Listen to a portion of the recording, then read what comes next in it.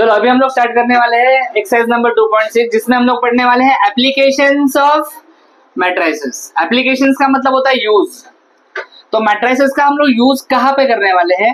Solution of linear equations इन 2 और 3 variables. 2 और 3 variables के लीनियर इक्वेशन सॉल्व करने के लिए हम लोग मैट्रिसेस यूज करेंगे। ओके, यहाँ पे आप देख सकते हो यहाँ पे कितने वेरिएबल्स है? X Y Z. कितने वेरिएबल्स है? 3 वेरिएबल्स है। कितने? 3 वेरिएबल का मैं कर रहा हूँ 2 वेरिएबल का सिंबल होता है।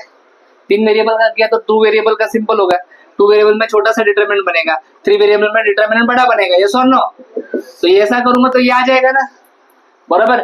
2 मेथड आपको क्वेश्चन में बोल सकते हैं, एक तो इन्वर्जन मेथड बोलेंगे या फिर रिडक्शन मेथड। अगर इन्वर्जन मेथड बोला है तो करना क्या है, देखो सबसे पहले जो भी आपको इक्वेशंस दिए हैं, जो भी इक्वेशंस दिए है ना, इनको मैट्रिक्स फॉर्म में लिखना है। बोलो कौन से फॉर्म में लिखना है?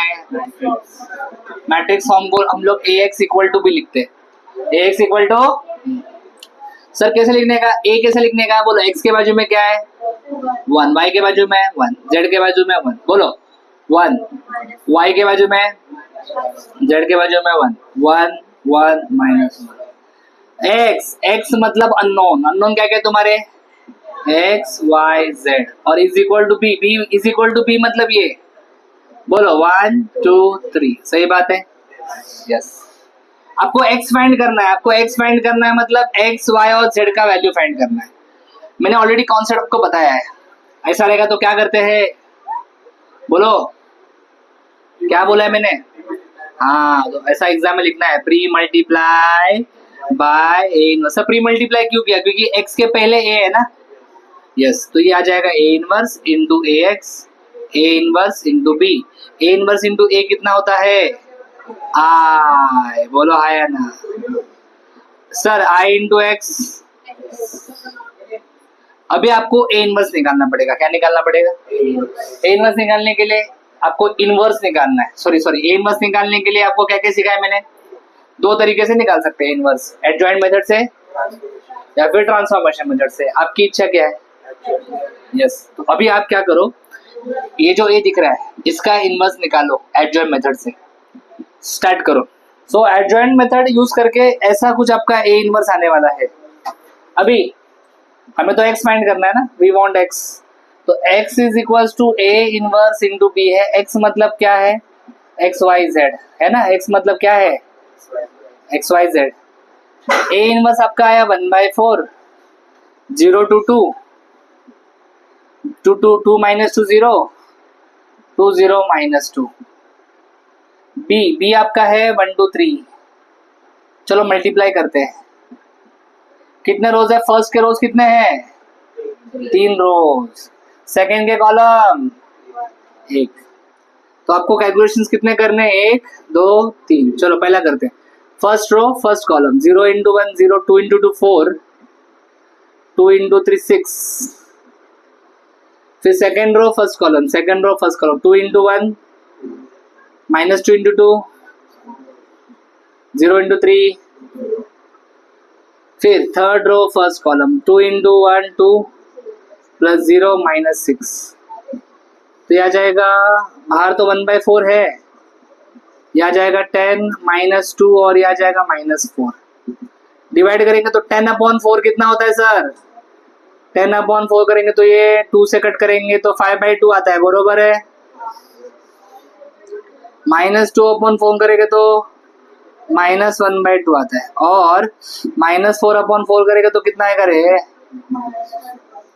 तो ये तुम्हारा एक्स वाई जेड का वैल्यू आ गया है। बोलो इक्वेटिंग बोथ साइड्स। बोलो एक्स का वैल्यू, y का वैल्यू, z का वैल्यू। इस प्रकार से क्वेश्चन पूरा सॉल्व हो गया। अंडरस्टूड? Please complete. चलो अभी हम लोग रिडक्शन मेथड डिस्कस करेंगे। एक क्वेश्चन रिडक्शन मेथड का कर रहा हूँ, ये शायद 4th क्वेश्चन है। टोटल 4-5 क्वेश्चन है, उसमें से 4th क्वेश्चन लिया है मैंने। रिडक्शन मेथड में करना क्या है, यहाँ पे लिखा था मैंने शॉर्ट में। पहले ax इक्वल टू बी के फॉर्म में लिखना है। किस फॉर्म में? चलो बोलो ax इक्वल टू बी का फॉर्म बोलो। 1 1 1 बोलो 2 3 2। अरे कोएफिशिएंट लिखना। फिर इधर कोएफिशिएंट क्या है? 1 1 2। x मतलब XYZ लिखेंगे और b में क्या लिखेंगे 1 2 4।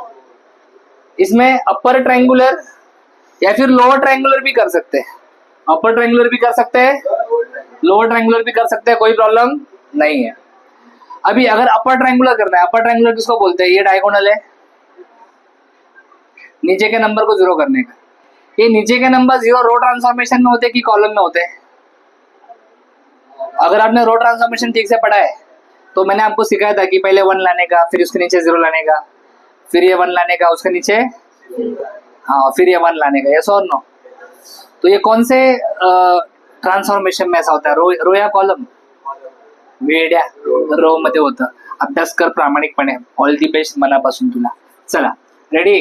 तो पहले इस 1 को यूज करके इस 2 को 0 बनाने का। कैसे बनाओ बोलो? बाय, किधर 0 चाहिए? R2 में, तो R2 लिखने का। यूज क्या कर रहा हूं मैं? R1। इधर 2 है, इधर 1 है, नंबर सेम होना चाहिए, तो उसको 2 से मल्टीप्लाई करेंगे, बीच में माइनस डाल देंगे, तो क्या आएगा सर? पहला रो सेम, इधर बोलो 0, इधर कैलकुलेशन करना पड़ेगा, ये रो सेम रहेगा, एक्स वाई जेड। बोलो बोलो फटाफट बोलो, कौन से रो में चेंज होने वाला है? ये R1 है या R2 है या R3 है? तो ये कैलकुलेशंस करने हैं, चलो करते हैं। R2 minus 2 R1, R2 minus, चलो यहाँ पे कैलकुलेशन करना है। बोल R2 में क्या है? 3, 2 R1 में क्या है? कितना आएगा आंसर? 1। Very good. नेक्स्ट, इधर का कैलकुलेशन करना है, बोलो R2 में क्या है? R1 में क्या है? क्या आएगा? 0। बहुत बढ़िया। नेक्स्ट, इधर का कैलकुलेशन करना है, R2 में क्या है? R1 में क्या है? 0 आएगा, बरोबर है। अभी किसको 0 करना है? इस 1 को यूज करके इसको 0 करना है। बोलो कौन से रो में 0 चाहिए? R3। तो कौन सा यूज कर रहे हो? इसमें भी 1 है, इसमें भी 1 है, बीच में माइनस डाल दो, काम खत्म, बराबर है। चलो पहला रो सेम रहेगा, दूसरा रो सेम रहेगा, यहाँ पे क्या आने वाला है? ये R3 के बाकी कैलकुलेशंस आपको करने पड़ेंगे। राइट साइड में भी R1 सेम रहेगा, R2 सेम रहेगा, R3 में आपको कैलकुलेशन करना पड़ेगा। चलो यहाँ पे देखते हैं, R3 minus R1, R3 minus R1, 1 minus 1 0। अरे क्या बात है, 0 हो गए।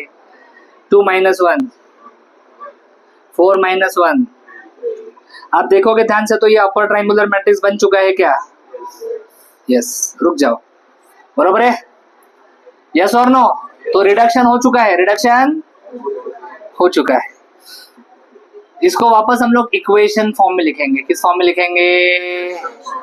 बोलो पहला इक्वेशन 1x मतलब x plus 1 into y, y plus 1 into z, z is equal to 1। दूसरा इक्वेशन बोलो 0 into x 0, 1 into y, y 0 into z 0 equal to 0। अरे y का वैल्यू 0 आ गया।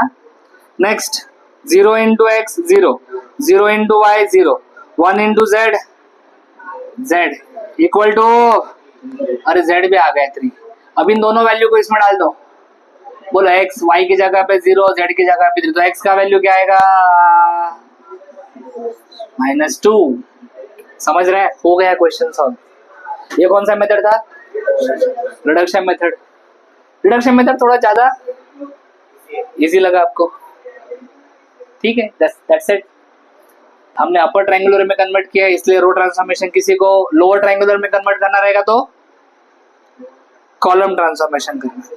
कॉलम ट्रांसफॉर्मेशन में हम लोग क्या करते हैं? पहले ये 1 लाते, फिर इधर 0 लाते, फिर ये 1 लाते, फिर इधर 0 लाते, फिर ये 1 लाते। ये कॉलम ट्रांसफॉर्मेशन में करते हैं हम लोग ऐसे। तो ये कौन सा मैट्रिक्स मिलेगा? Lower triangular. सो लोअर ट्रायंगुलर में कन्वर्ट करना है तो कॉलम ट्रांसफॉर्मेशन लगाओ, अपर ट्रायंगुलर में कन्वर्ट करना है तो रो ट्रांसफॉर्मेशन लगाओ। इतना मुश्किल नहीं है, मैंने एकदम इजी वे में सिखा दिया। कंप्लीट करो रिडक्शन मेथड। चलो रिडक्शन के बाद अभी थर्ड क्वेश्चन एक है एक्सरसाइज में और एक फोर्थ क्वेश्चन है। दोनों क्वेश्चंस रीड करके मैं इक्वेशन बना के दूंगा, बाकी सॉल्व आप इन्वर्जन या फिर रिडक्शन किसी भी मेथड से कर सकते हो। Question number 3, the total cost of 3 TV and 2 VCR is 35,000। कितने टीवी है रे?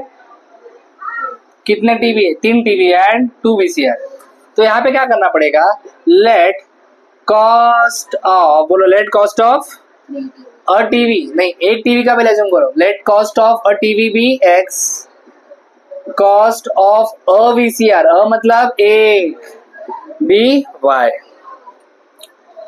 अभी उन्होंने क्या बोला है, फर्स्ट कंडीशन क्या दिया है, फर्स्ट कंडीशन क्या दिया पहले लाइन में, कॉस्ट ऑफ 3 टीवी, 3 टीवी का कॉस्ट, एक टीवी का कितना है x, तो 3 टीवी का 3x होगा, 2 VCR मतलब 2y, कितना दिया है 35,000।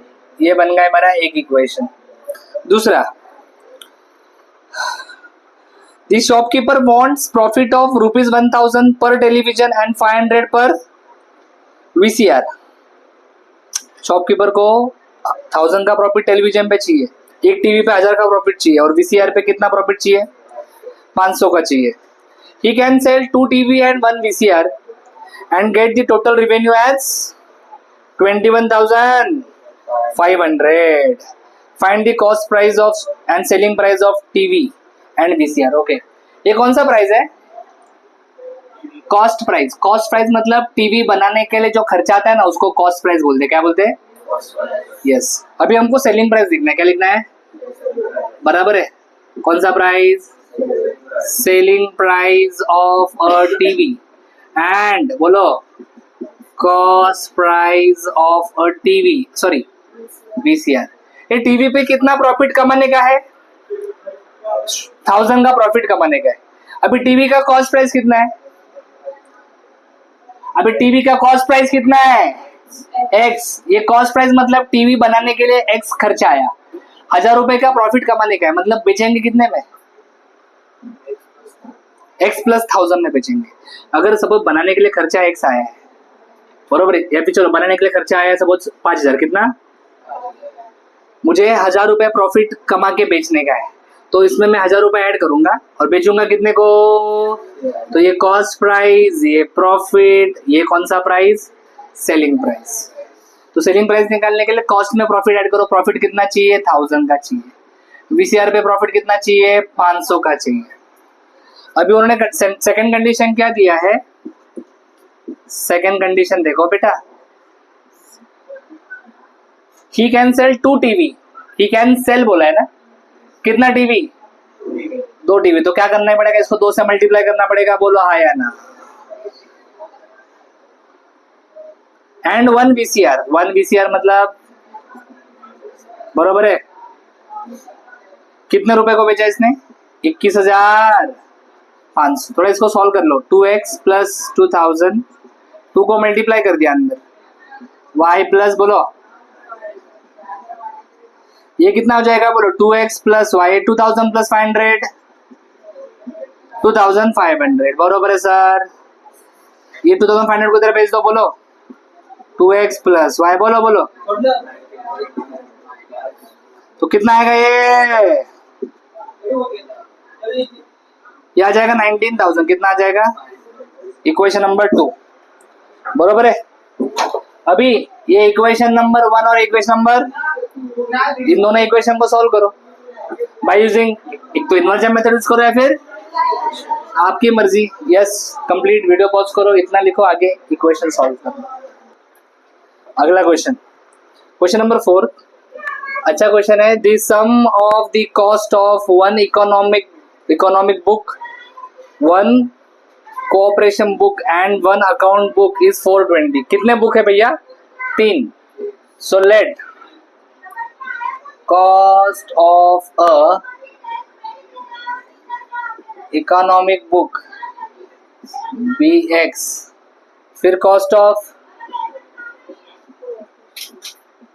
कोऑपरेशन बुक BY, फिर लास्ट में कॉस्ट ऑफ कौन सा बुक है रे, अकाउंट बुक है क्या,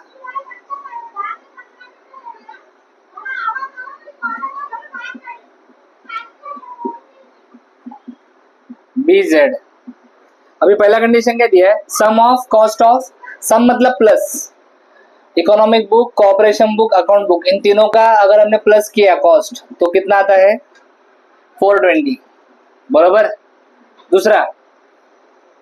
दूसरा देखो क्या लिखा है, the total cost of an economic book, economic का एक बुक है, 2 कॉर्पोरेशन बुक, कॉर्पोरेशन के कितने बुक है 2, एंड अकाउंट का एक बुक है मतलब Z इज इक्वल टू कितना है 480। ये दूसरा इक्वेशन। तीसरा इक्वेशन देखो क्या है, total cost of an economic book मतलब इकोनॉमिक का एक बुक है, 3 कॉर्पोरेशन का मतलब 3y, एंड 2 अकाउंट का बुक है मतलब 2z। कितना है बेटा ये 600। बस इन 3 इक्वेशन को सॉल्व करके आपको क्या निकालना है XYZ, मतलब आपको मिल जाएगा cost of 1 account book, cost of 1 cooperation book and cost of 1 economic book. पहले इसको आप मैट्रिक्स फॉर्म में लिखोगे, पता है ना, फिर मैट्रिक्स को आप इन्वर्जन मेथड या फिर रिडक्शन मेथड से सॉल्व करोगे तो आपको XYZ मिल जाएगा। तो बस ये इक्वेशन बनाना इंपॉर्टेंट है, इसके बाद सॉल्व आपको करना आता है, इतना लिखो, बाकी XYZ का वैल्यू आप खुद से निकाल सकते हो। This is end of exercise number 2.6। Thanks for watching. अगर आपको ये वीडियो अच्छा लगा है लाइक करो, कमेंट करो, अपने दोस्तों के साथ शेयर करो, चैनल को सब्सक्राइब करो। For complete course download Ganesh Academy E learning app. For future updates hit the bell icon. Thank you.